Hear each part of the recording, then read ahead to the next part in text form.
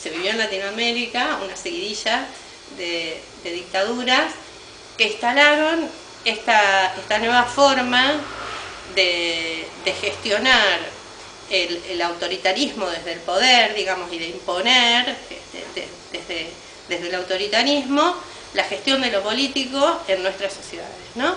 Y esta nueva forma tiene un nombre, porque no son cualquier dictadura, no es la dictadura de Videla, no es la dictadura de Levingston, no lo es, ni siquiera la de Onganía, que nos recuerda el cordobazo y el rosariazo y todas las gestas de discusión popular y debate, ni siquiera es esa dictadura.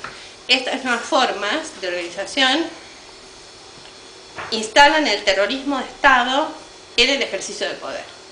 Y entonces esto genera un escenario completamente diferente a lo conocido hasta ese entonces.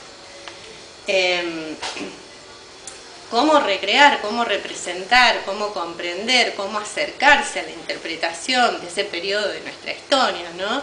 Que lleva tanto dolor, que está marcado por tanta tristeza y por tanta desarticulación social y por tanta destrucción, literalmente, digamos, se destruye, ¿no? Si uno compara los índices de PBI, si compara los índices de escolarización, si compara todos los índices sabios y por haber, y piensa en el futuro, en este futuro que tenemos acá, interpelando, claramente, ¿no?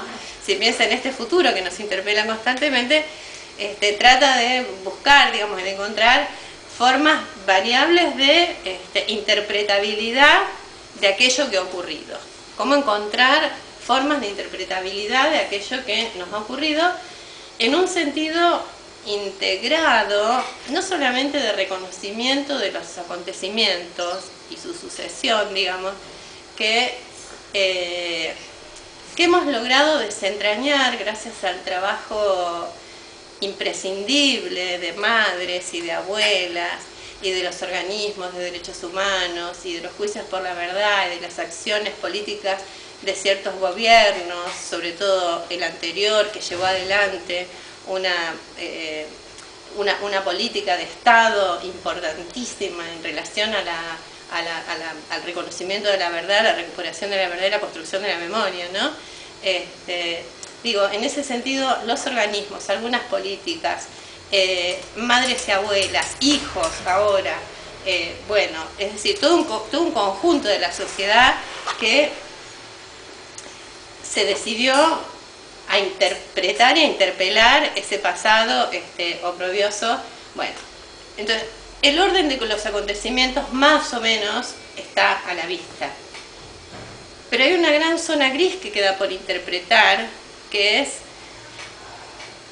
la dinámica de nuestra sociedad y la interrogación que se proyecta sobre nuestra sociedad, que toleró, que miró para otro lado, que no terminó de comprender, que admitió, que recuerda a medias o que no recuerda, entonces bueno, y que construye trabajosamente la memoria como una perla alojada en el futuro, como un contenido semántico del porvenir. Es allá adelante donde está la memoria.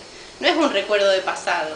Los datos ya los tenemos, ya sabemos, más o menos. No todo, porque faltaría por decidir y por saber mucho más, ¿no? Hay nietos que todavía no se han encontrado, hay condiciones, digamos, la mayoría de las condiciones de desaparición de personas por razones políticas en mi país todavía no se ha esclarecido, pero más o menos se sabe por el trabajo de los historiadores, de los organismos, de las políticas de derechos humanos, que hubo más o menos 350 centros clandestinos de detención en Argentina, que se han apropiado de 600 niños, que los nombres de los jefes, aparte de Videla, Agosti y Macera, que fueron los tres primeros y principales, hay todo un listado posterior.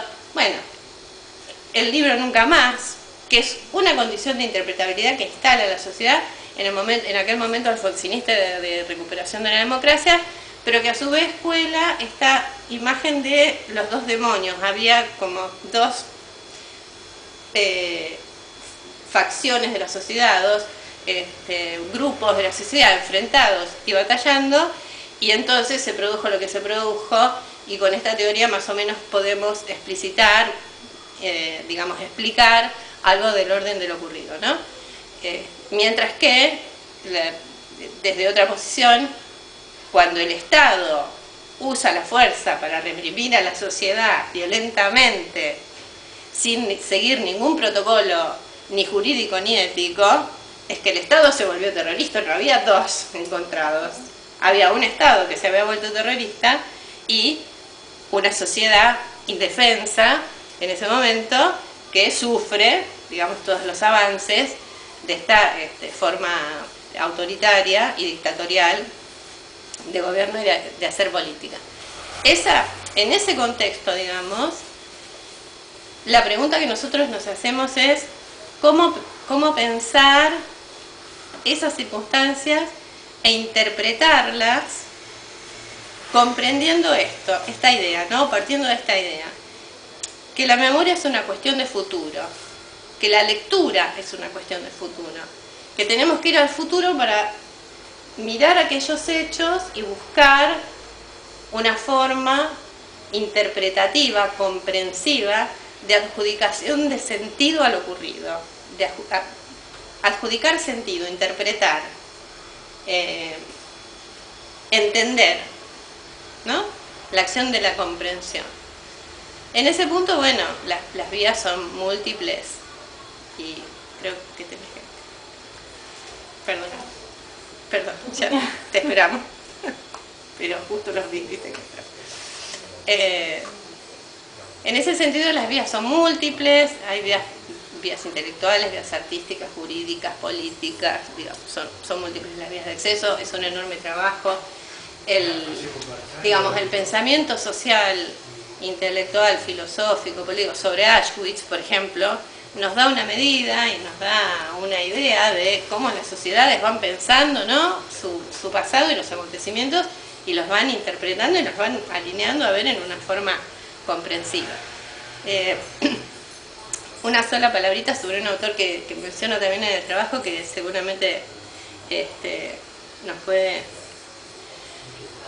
puede ubicar, digamos, en el contexto en el cual yo quiero plantear estas reflexiones o esta conversación con ustedes.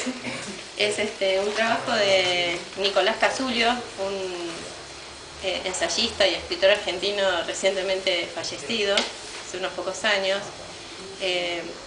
que en un artículo que se publica en una compilación Observatorio Siglo XXI, también de unas jornadas que se hacen en Buenos Aires y sale como ese resultado. Entonces, no me acuerdo exactamente el nombre del artículo en este momento, igual está en la bibliografía del texto. Nicolás hace la siguiente observación sobre la situación de Argentina en relación a estos procesos dictatoriales y a estas irrupciones violentas, interrupciones violentas de la vida democrática, características del siglo pasado, de fines del siglo pasado, ¿no?